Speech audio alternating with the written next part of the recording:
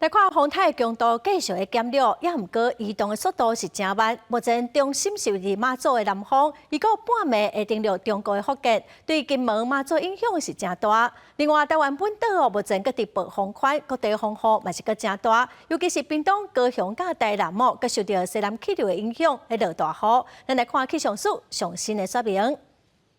大家午安。气象署持续针对今年第3号台风凯米发布海上、陆上台风警报。这个台风的中心已经来到马祖南方120公里的海面上。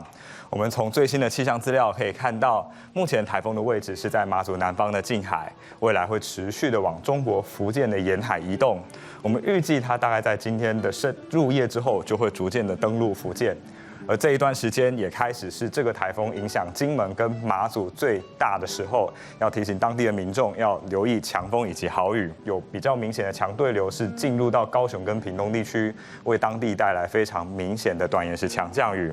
而过去这几个小时，整个深对流发展的区域呢，有稍微往北移动到台南这个地方，因此也对台南以及高雄的山区，在过去几个小时也是有出现时雨量超过80毫米的时雨量。而这样子的降雨呢，到入夜整体来说会逐渐的趋缓，但是由于西南风还是相当的强，所以迎风面在南部的山区、中部的山区雨势上还是会比较明显的。新竹以南在今天还是要留意比较剧烈的降雨。沿海我们还是持续观测到10到11级的阵风哦，所以在风的部分也要特别注意。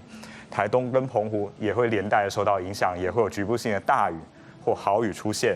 另外，金门、马祖接下来开始进入这个台风影响最大的时候，而其他地方也会有一些间歇性的阵风跟间歇性的大雨。因此，台风虽然已经逐渐的在远离台湾的地区，但是它的暴风圈还是在影响我们，所以在这一段时间还是要多留意台风的消息。